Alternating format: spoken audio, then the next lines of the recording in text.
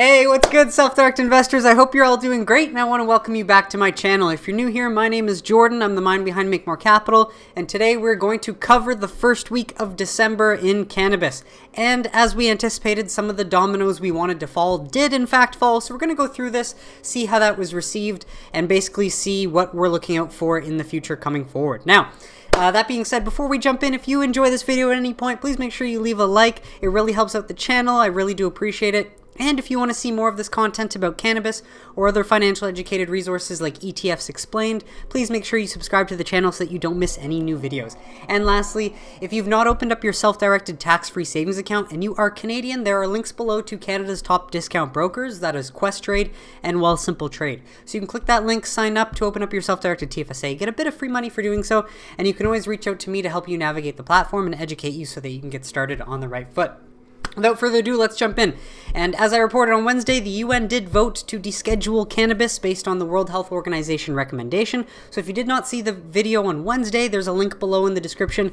But as we anticipated, after that on Friday, the House would vote to decriminalize cannabis, and they did. The House vote passed 28 to 164, mostly down party lines. Now, this is what's quite interesting, is that, of course, the House of Representatives voted on this measure to decriminalize, first time ever at the federal level. But this is months after pulling the bill amid worries the controversial vote could cause some lawmakers to lose tight races in November. So what does this really mean? Basically, after Mitch McConnell pulled the bill from the planned scheduled vote in October, he did this because he was really worried that it would lose the Republicans some seats in their race in November. So sadly, that just tells you that the Senate Majority Leader rules for his own personal interest and not for the American people.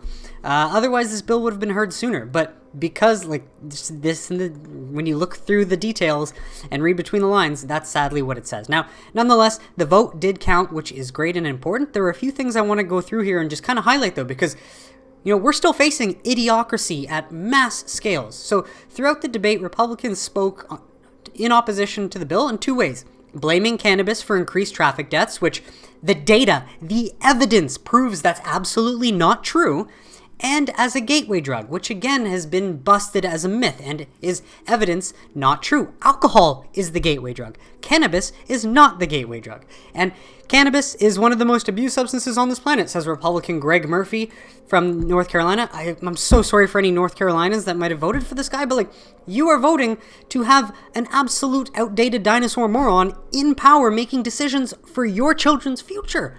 Legalizing would create revenue from taxes, but at what cost? Do we then start legalizing cocaine? No one said that. Why are you asking such a stupid question? Cannabis is a gateway drug. Makes no mistake about it. No, that's not true. Alcohol is the gateway drug that leads to much more dangerous drug use. And of course, Sheila Jackson replies, it's not a gateway drug. Amplified scientific evidence demonstrating that use of cannabis does not lead to other substances. We know this, but sadly, Republicans are paid puppets for big industry. I mean, hey, Democrats are as well. But as we can see just how this vote played out, a vote for yes basically says we are pro-public health and pro-personal choice and freedoms.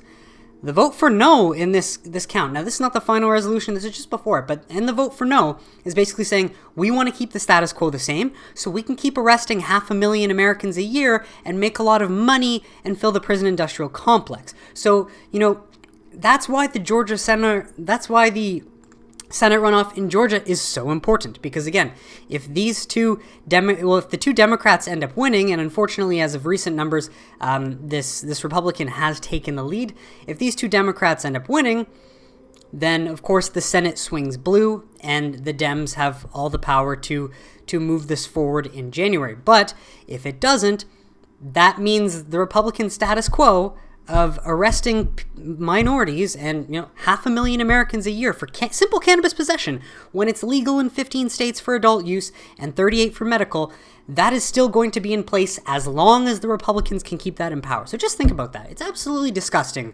And it's just, at some point, if you don't innovate, you die. Empires that don't innovate, they collapse. And sadly, I just don't see the direction heading forward if the Republicans keep the Senate for just much longer and allow these kind of outdated insane laws against humanity, really, to stay in place. Anyways, enough ranting, let's just tell you the facts. So, the US officially admits cannabis isn't so bad. When is legalization coming? Now, this comes from the vote with the United Nations. Now, to jump down, yes, the UN, now this is passed, the United Nations no longer considers cannabis a risky narcotic. So why does the US? So the thing is, the US, well, one of the reasons why federal laws remain legalization proof is that the United States is a signatory to the UN's 1961 Single Convention on Narcotic Drugs, which for almost 60 years classified cannabis as a dangerous drug without adequate medical value. I covered this in the series.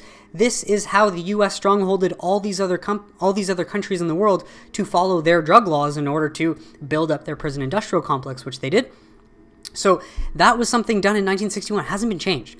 And this was the UN vote that just passed, has at least allowed other countries to disobey this and get out of it. So putting weed in the same bucket as fentanyl makes no sense. Yeah, I know, we can absolutely agree with that. But the UN acknowledged this, and Wednesday, the UN Drug Control Committee voted 27 to 25 to remove cannabis from the world's official list of world's most dangerous drugs. Insane.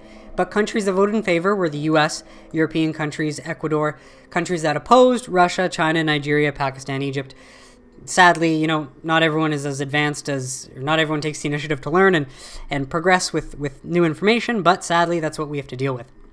And the other interesting thing down here is, in the past, the US has used this UN treaty as a cudgel to bully other countries into letting Americans dictate their drug laws. This was set in 1961, so they've been able to do that since. It was actually 1954 when Harry Anslinger first proposed making cannabis part of all of these drugs, and it wasn't until 1961 that they got all the countries on board. But again, this was because the US was the power, and they could say, we're not going to allow any, changes that you guys want to make to go forward if you don't agree with us on this. And in fact, President George Bush's first term, his drug czar, John Walters, kiboshed Canada's efforts to decriminalize cannabis by saying he would shut down the US-Canadian border, or he would search everybody if they did this in 2003. That's why Canada didn't do it so early, and we were actually going to do that. That's something also covered in this series. Very fascinating. That's episode 7 about cannabis legalization. And the sad part is that, without scientific evidence, these, again, people in positions of power, like this man, James A. Walsh, the Deputy Assistant Secretary of State assigned to the UN, took effort to point out cannabis's harmful potential as a gateway drug, which again, there is no scientific evidence that is fact. But as federal cannabis policy becomes less tenable and more of an outliner, prohibition becomes harder and harder to defend. Yes, and that's why I am confident that the change can happen in the next few years. Unfortunately, because of this, we do got to be a bit realistic, and we do almost have to plan for it not to happen in 2021, because of course, if you're investing, your goal is to not lose money. But yeah, not that these laws ever made sense from the beginning. It's a way for the government to get control and abuse power over its people. We've seen that for years. And so that's why it's so important to get these laws undone. Now, I've covered it in past videos, so I'm not going to get too deep into detail on why this runoff is important. But again, I'm confident that how the race will go determines which party controls the U.S. Senate, and that could be pivotal for the future of a $17 billion industry. Because I know there's one thing, Republicans like keeping things the way they are, but all people like to make money, and the amount of money in this industry is just getting so large that people can't ignore it. So again, the one thing I want to point down here is that, again, Mitch McConnell, Senate Majority Leader of the Republican-held Senate right now, would not allow legalization to happen. So we know this, and it sucks. Mitch doesn't allow, he's not passing the stimulus bill for the American people. He's likely not going to pass this new bill, and we know that. So that is why if Georgia elects 2 Democrats, it would flip Senate control, making it possible to end this 50-year war on cannabis and war on the American people. Sadly, that's a fact, because minorities and people are still targeted, 500,000 again, arrested a year.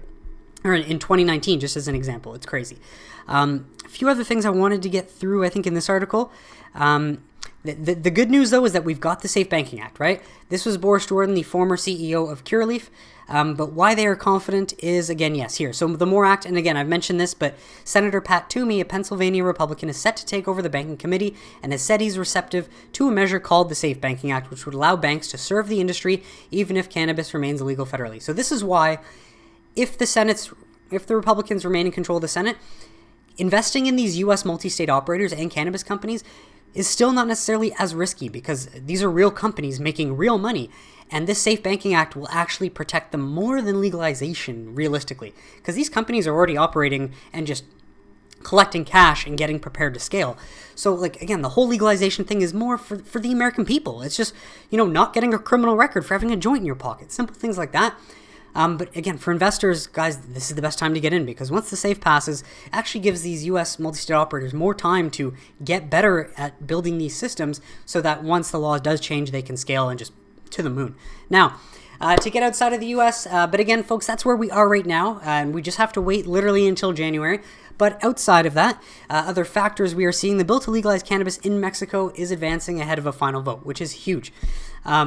And it appears that they had hearings on Friday and Saturday, and they are hoping to get a vote on the final floor this Wednesday coming up. So that would be huge, because, whether, whether the Senate does anything in the next few days, you're going to then have Mexico announce that they've been the third country to legalize cannabis for adult use and recreation.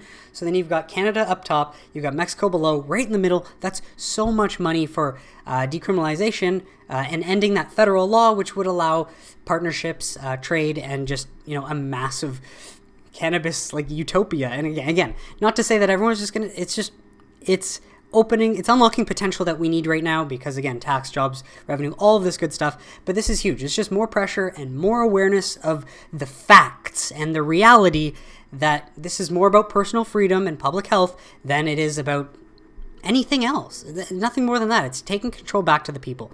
So the last few things, there's some details in here that I wanted to go through.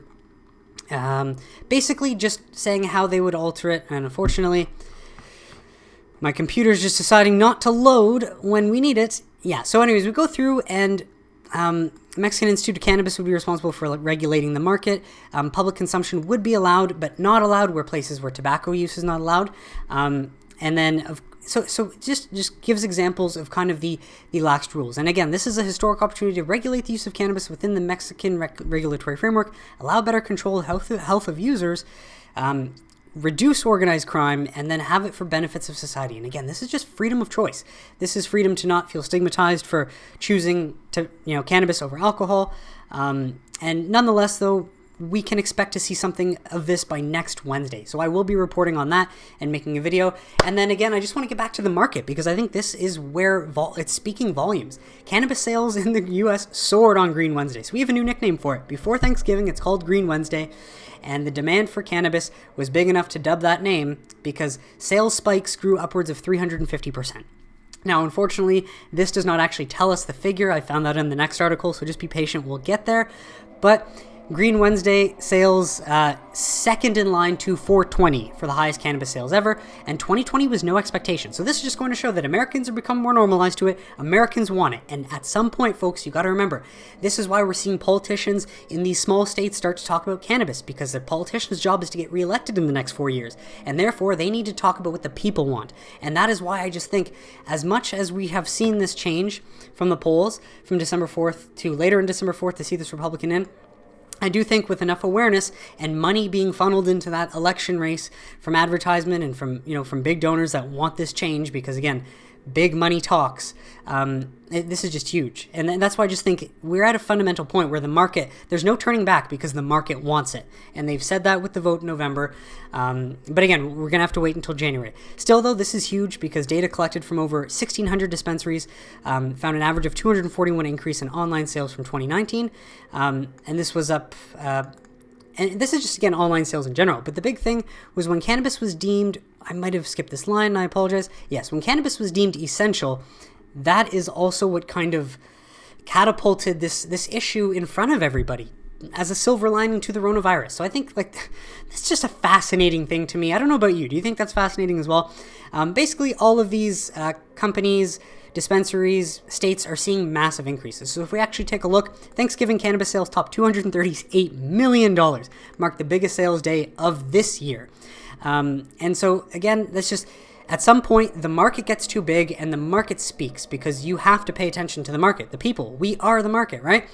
And just to think that the average basket size for medical consumers was $122, representing a 5% increase, and adult use was $78, a 12% increase. So again, as more states as more people get access to cannabis, because their states change the laws, because they realize the need for tax money, tax revenues, jobs, Just not locking up minorities for simple possession and not ruining people's lives. So many factors, folks, and we're getting very close. And just to elaborate on that, I've showed Florida's past. I would recommend if you Google Florida's cannabis revenue to date, you see that in their first year they got up to roughly 500 million, and then in the next year they doubled to $1 billion. Next year they doubled to 2 billion. And as of right now, Illinois, they've just reported their November numbers, which did not surpass October, slightly under. But this is accumulating as of so far this year. Illinois, with a lot more people than Colorado, has brought in $576 million alone in its, not even at the end of its first year. It still has December. And this is huge because think about it. Illinois is only going to double and double again. Yeah, this is when numbers go from low hundreds millions into billions. This is how your money compounds. So I just had to point that out because this is just fantastic. And again, folks, this is where I want to emphasize that the market is talking. So these these politicians, if they just want to keep their stance, hopefully that would lead to them being voted out. But it just goes to show that we've got a very delicate situation in January.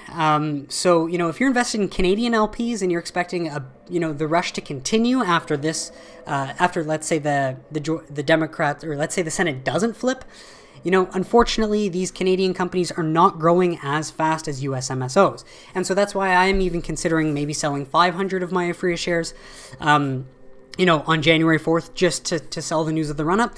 That way I'll still keep a good portion of it, but I'm just trying to think, any of that cash that I can put into US MSOs for the long run will likely see a lot more growth because, of course, Afria is already valued higher than some of those smaller MSOs that are close to profitability and whatnot. But I just want to share my thoughts out loud. What do you guys think? Please comment below. And last but not least, again, not really big news, but just awareness, is that the NBA to continue policy of not testing players for cannabis.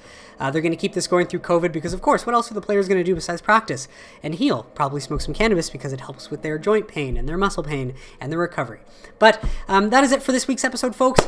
Please let me know in the discussion what you think might happen. And again, folks, it's good to prepare because January can go both ways. It can flip the Senate blue.